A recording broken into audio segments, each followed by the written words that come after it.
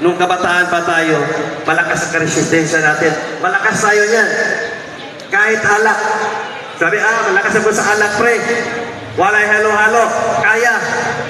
O, di ba? Kasi malakas ang katawan eh. Wala pang kolesterol. Malakas pa ang blood pressure mo kasi bata pa, resistensya mo, exercise. Ngayon, pagtanda natin, hihina na ngayon ang resistensya natin. Ang panglaban natin, wala na. Kasi ang tao, hindi tayo katulad ng isang puno. Na habang tumatanda, tumitibay.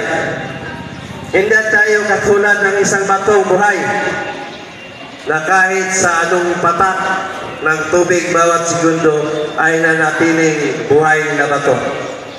Ang katawan natin ay habang nagkakaedad ay rumurupok.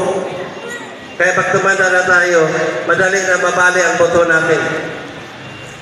Ngayon, ito na yung inaani natin. Yung mga arthritis, mga kung ano-ano sa katawan natin, mga kolesterol, mga sugar, mga kabataan, malakas tayo kumain ng kung ano-ano, mga matatabis, kaya nagkaroon tayo ng sugar na mataas. Bunga ito ng katakawan natin. Kaya lahat tayo magkakasakit.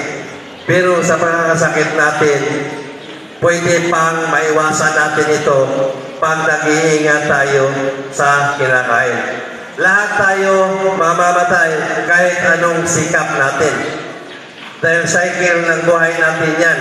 Pero ang haba ay nakadepende yan kung paano mo iniingatan ang sarili mo.